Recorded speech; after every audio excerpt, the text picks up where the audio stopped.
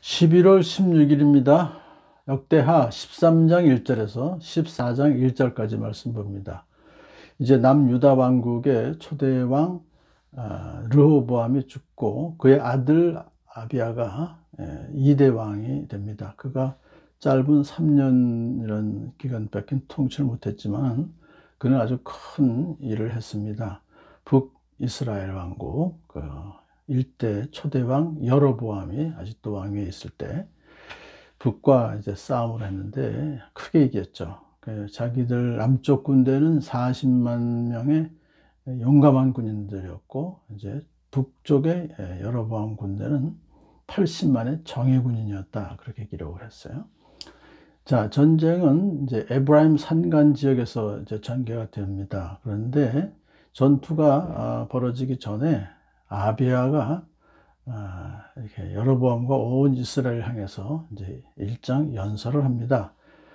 자, 너희들은 하나님께서 다윗과 언약을 맺으시고 이스라엘을 영원히 다윗과 그의 자손에게 다스리도록 한 거 너희 모르느냐? 다 알지 않냐? 그런데 여로보암은 다윗의 후손도 아닌데 반란을 일으켜가지고 그렇게 북이스라엘 왕국을 세운 것이다. 너희가 비록 수가 많고 또 금송아지들이 너희와 함께 있다고 해서 지금 하나님의 나라, 주님의 나라를 감히 대적하고 있는 것이다 라고 이제 선포합니다. 자, 그러면서 이제 그 북쪽 여로보암이 다스리는 그 나라는 건달과 불량배들의 집단이라고 이렇게 이제 비난을 해요. 자, 아비야는 이어서 북이스라엘 제사장들은 허수아비 신의 제사장이지만 왜냐하면 그들은 레위 자손들이 아니에요. 아무나 그냥 제사장이 되도록 했어요. 여로보암이. 그러니까 허수아비 신의 제사장이지만 남유다에는 주님만이 자기들의 하나님이라고 이렇게 선포합니다. 그러니까 제대로 된 제사장들이 하나님만이 우리 하나님이다. 여호와만이 그렇게 선포하고 있다. 그러니까 이렇게 정통성이 자기들한테 있다는 것을 아비야가 이제 선포한 것이죠. 그러면서 이제 이렇게 여로보암에게 경고합니다. 똑똑히 보아라. 하나님은 우리와 함께 계신다. 하나님이 우리의 우두머리이시다. 그러므로 너희들은 너희 주 조상의 하나님과 싸울 생각을 하지 말아라. 너희가 이길 수 없는 싸움이 아니겠냐? 그러니까 이제 그 하나님이 남유다 편이시기 때문에 북이스라엘은 승산이 없다. 그렇게 이제 단정적으로 선포합니다. 이 말을 들은 북이스라엘의 80만 정병들이 사기가 많이 떨어졌을 거예요. 자, 그렇지만은 아비야는 아비야가 연설하고 있는 동안에 여로보암은 자기의 군대를 저 뒤쪽으로 이제 돌려서 이제 포위를 합니다. 매복시켜요. 그래서 이제 이스라엘군이 포위해서 양쪽에서 공격하는 그런 이제 시작이 됐어요. 그러자 남유다 군인들은 자, 큰일 났거든요. 완전 포위 상태니까. 그래서 그들은 주님께 부르짖고 제사장들은 나팔을 불었다. 그렇게 기록됐어요.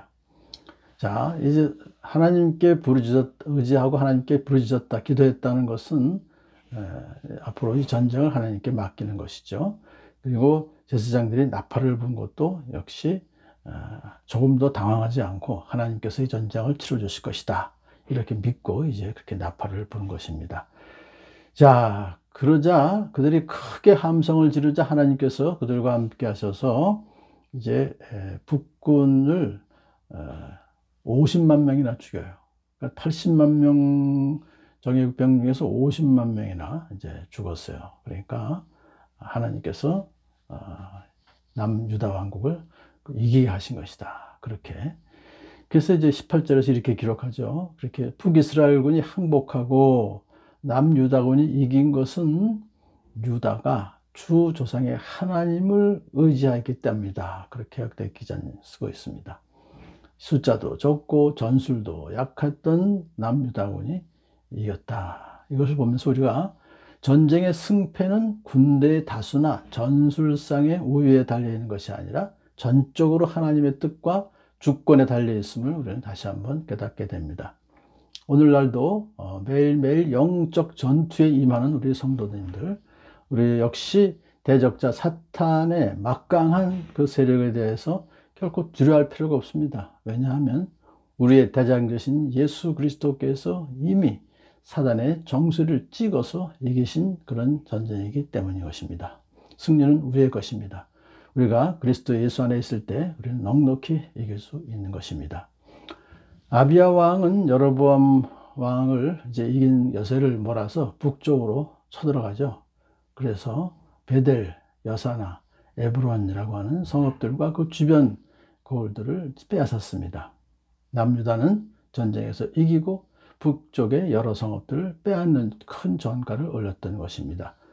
반면에 여로보암은 이제 자기의 힘을 다시 회복하지 못하고 결국은 주님께 벌을 받아 죽고 말았다, 그렇게 기록을 했어요.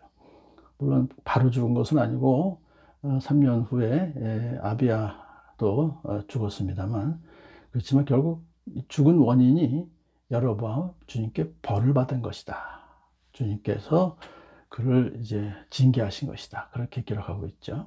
여로보암이 지은 죄는 결국은 하나님께 지은 죄인데 금송아지 우상을 만들어 섬기게 했고, 대속죄를 자기 마음대로 바꾸었고, 그리고 제사장이 레위 사람 아닌 사람을 마음대로 임명했습니다. 그러한 하나님의 뜻을 어겼던 그 하나님을 만으로 여긴 죄에 대한 대가가 하나님께서 벌을 주셔서 죽게 하신 것이다. 반면에 아비야는 더욱더 강해졌다 그랬어요. 그래서 아비야가 강해진 원인은 다른 것이 아니라 예루살렘 성전과 또 그곳에 많은 제사장 레위인들 사람들이 매일 아침 저녁으로 하나님께 예배를 드리고, 백성들은 하나님께서 주신 법을 잘 지켰다, 그렇게 역대기 기자는 쓰고 있습니다. 그러니까 하나님께 벌을 받아 이제 죽은 여로보암과 대비해서 아비야는 하나님께서 더욱더 강하게 해주셨다는 걸 보면서 우리가 어떠한 삶을 살아야 될지 다시 한번 교훈을 받게 됩니다.